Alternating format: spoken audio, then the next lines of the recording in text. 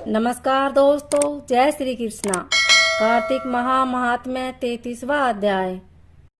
दया दृष्टि कर हृदय में भाव भक्ति उपजाओ। 33वां अध्याय लिखूं कृपा दृष्टि बरसाओ। सूत जी ने कहा, इस प्रकार अपनी अत्यंत प्रिय सत्यभामा को यह कथा सुनाकर भगवान श्री कृष्ण संध्या उपासना करने के लिए माता के घर में गए। यह कार्तिक मास का व्रत भगवान विष्णु को अति प्रिय है तथा भक्ति प्रदान करने वाला है। रात्रि जागरण, प्रातःकाल का स्नान, तुलसी वट सिंचन, उद्यापन और दीपदान, यह 5 कर्म भगवान विष्णु को प्रसन्न करने वाले हैं, इसलिए इनका पालन अवश्य करना चाहिए। ऋषि बोले, भगवान विष्णु को प्रिय अधिक फल की प्राप्ति कराने वाले, शरीर के प्रत्येक अंग को प्रसन्न करने वाले कार्तिक महात्म्य आपने हमें बताया। यह मोक्ष की कामना करने वालों अथवा भोग की इच्छा रखने वाले मनुष्य को यह व्रत अवश्य ही करना चाहिए। इसके अतिरिक्त हम आपसे एक बात पूछना चाहते हैं कि यदि कार्तिक मास का व्रत करने वाला मनुष्य किसी संकट में फंस जाए या वह किसी वन में हो या वर्ती किसी रोग से ग्रस्त हो जाए तो उस मनुष्य को कार्तिक व्रत को प्रकार करना चाहिए, क्योंकि कार्तिक व्रत भगवान विष्णु को अत्यंत प्रिय है और इसे करने से मुक्ति एवं भक्ति प्राप्त होती है, इसलिए इसे छोड़ना नहीं चाहिए। श्री सूत जी ने इसका उत्तर देते हुए कहा, यदि कार्तिक का व्रत करने वाला मनुष्य किसी संकट में फंस जाए तो वह हिम्मत करके भगवान शंकर या भगवान विष्णु के मंदिर में जो भी पास हो उसमें जाकर रात्रि जागरण करे। यदि वर्ती घने वन में फंस जाए तो फिर पीपल के वृक्ष के नीचे या तुलसी के वन में जाकर जागरण करे। भगवान विष्णु की प्रतिमा के सामने बैठकर विष्णु जी का कीर्तन करे।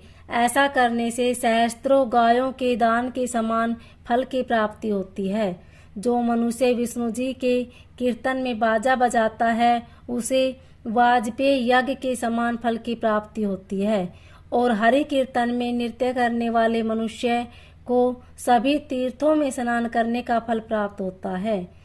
किसी संकट के समय या रोगी हो जाने और जल न मिल पाने की स्थिति में केवल भगवान विष्णु के नाम मात्र से मार्जन ही कर ले। यदि उद्यापन न कर सके तो व्रत की पूर्ति के लिए केवल ब्राह्मणों के प्रसन्न होने के कारण विष्णु जी प्रसन्न रहते हैं। यदि मनुष्य दीपदान करने में असमर्थ हो तो दूसरों की दीप की वायु आदि से भली भांति रक्षा करे। यदि तुलसी का पौधा समीप न हो तो वैष्णव ब्राह्मण की ही पूजा कर ले, क्योंकि भगवान विष्णु सदैव अपने भक्तों के समीप रहते हैं। इन सब के न होने पर कार्तिक का व्रत करने वाला मनुष्य ब्राह्मण, गो, पीपल और वट वृक्ष की श्रद्धा पूर्वक सेवा करे। शौनक आदि ऋषि बोले, आपने गो तथा ब्राह्मणों के समान पीपल और वट वृक्षों को बताया है और सभी वृक्षों में पीपल तथा वट वृक्ष को ही श्रेष्ठ कहा है, इसका कारण बताइए। सूत जी बोले, पीपल भगवान विष्णु का और वट भगवान शंकर का स्वरूप है। पलाश ब्रह्मा जी के अंश से उत्पन्न हुआ है और कार्तिक मास में उसके पत्तल में भोजन करता है। वह भगवान विष्णु के लोक में जाता है। जो इन वृक्षों की पूजा, सेवा एवं दर्शन करते हैं उनके सभी पाप नष्ट हो जाते हैं।